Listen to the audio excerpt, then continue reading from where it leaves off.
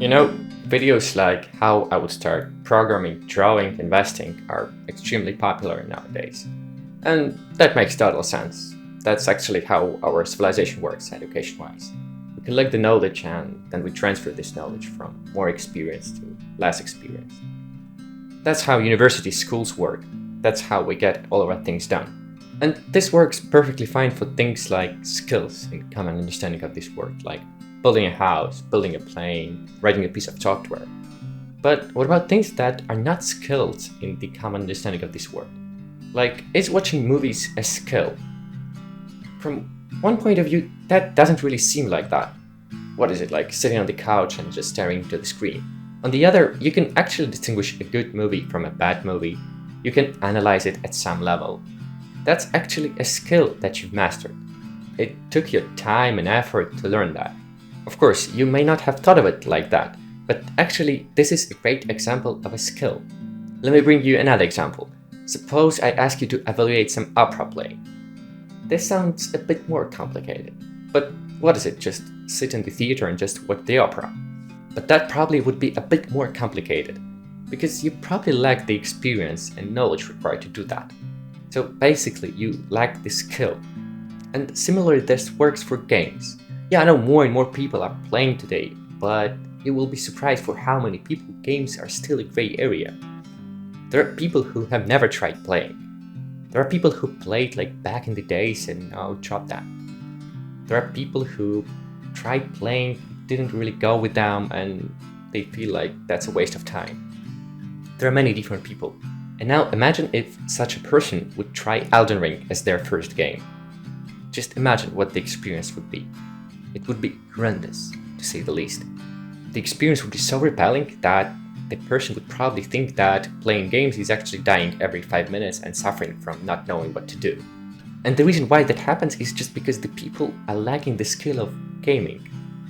And that's fine. That's actually what you can learn. And that's what this video is all about.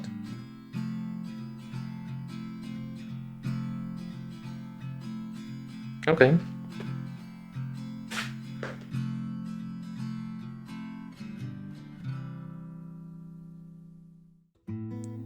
This video is not going to be just a list of games that you should or should not play. That will just not work this way. This is more about an approach that you should take to get acquainted with games. More a philosophical thing. So actually, the best way to start playing is actually start playing. Yeah, I know it may sound absurd and controversial with what I've said before, but actually that's how you've mastered most of your skills. You've just started doing that. And similarly it works for games. Games are no different from most of other things in the world. You probably have heard of some game and wanted to try it, so go for it. Just start playing. That would be the best way to start, from something that you have interest in and potentially like it.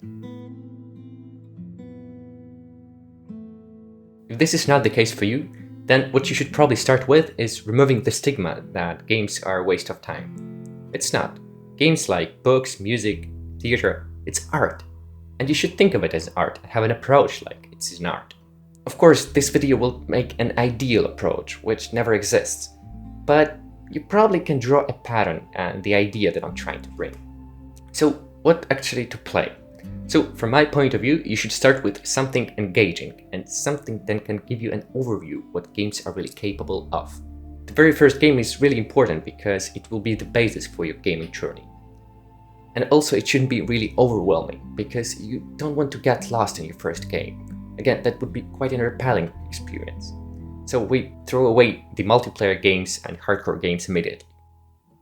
It should probably have a nice capturing story and an engaging gameplay that actually makes you want to play more. And at the same time, the first game should teach you to give the basic comprehensions of how games work. Generally, you need to establish a nice emotional connection with your first game. Because again, this is the foundation. So without further ado, I believe the great candidate for a first game is The Last of Us.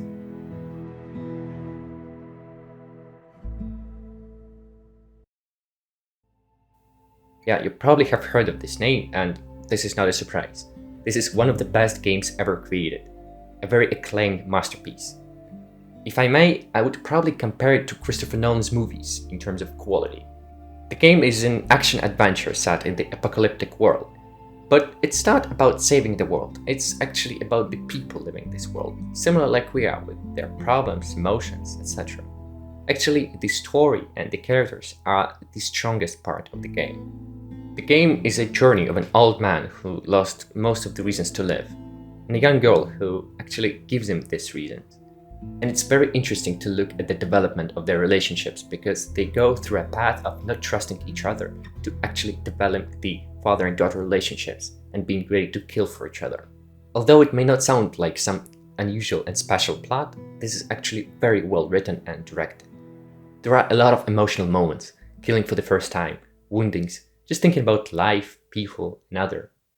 The game brings up really serious topics like life, finding a path in it, death, moral choices, what it all leads to, trust, connecting with each other, losing each other, and many other things that make you think. The characters are not some special people with superpowers. No, they are quite grounded. They have their emotions, they can be vulnerable, they don't know what to do, they can be afraid. And that's what makes the story work, because it connects with you on the emotional level. You trust the people that you see on the screen. That's why this is the perfect candidate for a first game. It can make you laugh, and then it can make you shed a tear next minute. It's a very emotional story that I can hardly ever imagine living somebody indifferent. Well, at least I don't know such people. And the ending is, well, of course I'm not going to spoil the details, but it's very touching, giving goosebumps. Besides the story, The Last of Us is a great first game in terms of gameplay, because it's actually made for the mass audience. That's why you will not get overwhelmed or feel lost in it. On the contrary, it actually will teach you the basic mechanics like moving, shooting, using the inventory and other. Yeah, it might feel a bit hard for the first time, but you won't feel pain. Again, the game is designed for people with a variety of backgrounds, and it won't be as complicated as with other games, don't be afraid. Probably after completing the first game, you'd like to play the second one, and you should go for it. This is also Neil Druckmann's masterpiece, continuing the story of Ellie and Joel. This time the story has become darker and explores similar topics. It's about violence, pain, revenge. It's about obsession and its price. It's about people who don't know how to stop and what it leads to. It's a very mature and adult story that has a lot of controversial elements in it, and you don't really know how to feel about all of that. After finishing the game, I had a lump in my throat, and I didn't really know how to feel for a few days. I was sort of empty. It was a really emotional thing for me. This is a true masterpiece, and one of the best games I've ever played, and I definitely can recommend it.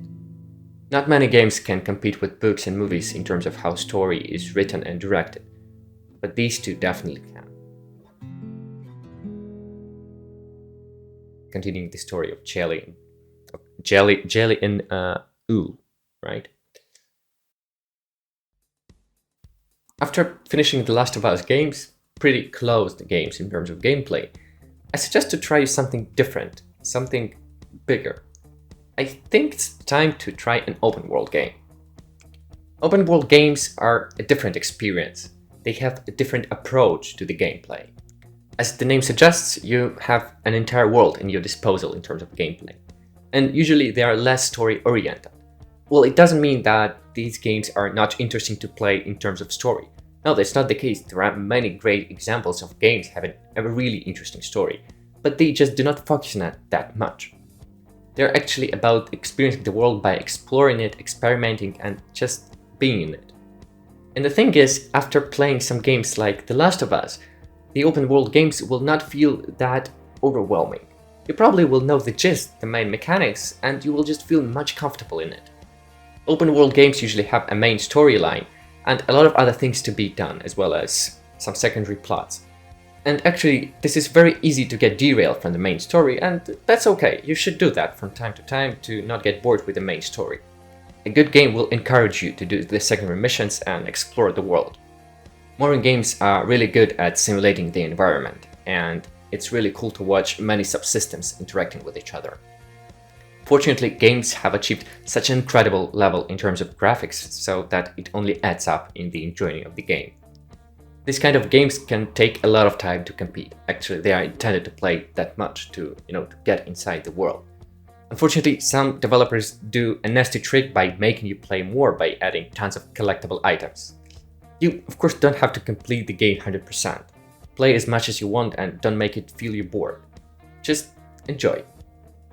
Speaking about selecting the game, I think it would be wise to pick some topic that is interesting for you.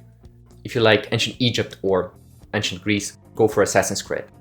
By the way, the Assassin's Creed series suggests quite a lot of topics to pick from. Middle East, Middle-aged England, Italy, and other. If you're into cyberpunk, go for Cyberpunk 2077. You like Japan, samurais, Ghost of Tsushima. If you want to feel something like The Lord of Rings, go for Skyrim. Yeah, the game is pretty old, but it's been remastered on the modern consoles. Just for me, I would highlight The Witcher, because this is one of the best games that I ever played. An amazing world and the amazing story, and a lot of details inside of it. And of course GTA, because this is GTA. Maybe a few things to mention about Red Dead Redemption 2 and Death Stranding. Yeah, these are very popular games, but I will not recommend it as a first open world game. They are really overwhelming. Red Dead Redemption 2 is really huge and really slow. I feel like a new player will just not like it. In terms of Death Stranding, it's also a really slow game with a really specific gameplay that I don't think suits as a first open world game. But of course that's up to you. And the last thing to mention about these games, you can hear a lot of shit about these games, and some of them really deserve it. The thing is, you're just starting, and it should not matter for you. You're just getting acquainted with the games, and you probably will not notice these elements. So just enjoy, and don't pay attention to anybody saying that these games are bad and should not be played. Now I will say a kind of controversial thing, but this is my video, my opinion. What would you do me? I think it would be good to try some shooter. It will not take you long, but actually this is a very important genre in the gaming industry.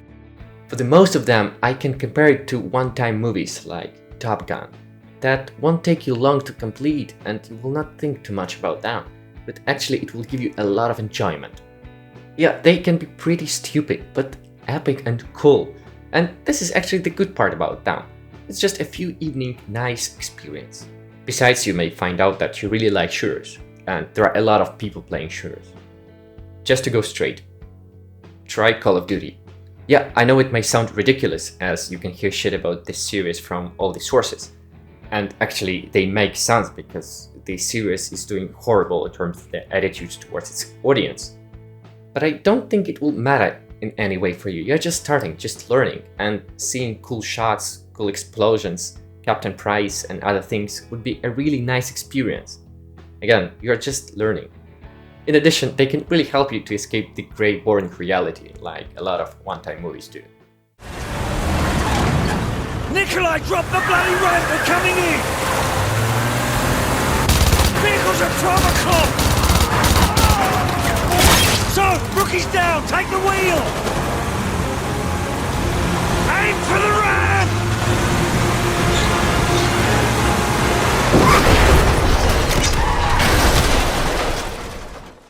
Just don't try multiplayer, at least for the first time. At least until you feel more or less comfortable with shooting. The Call of Duty multiplayer for a new gamer can be a really tough experience that I will not suggest to anyone.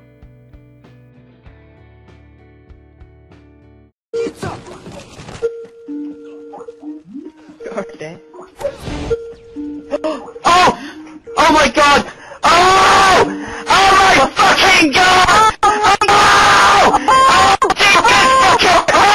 Oh! No! Get the camera! Money! Money! Oh my god! And that's actually it. Well, it doesn't matter that you're ready for something and not ready for something else. It's not like that. You probably have tried different things, you probably notice what you like and what you don't. Then it's time for you to act. Explore different genres, different games. Try. Don't be afraid.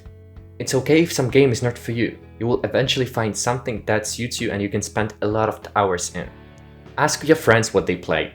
You can play together and this is a different experience.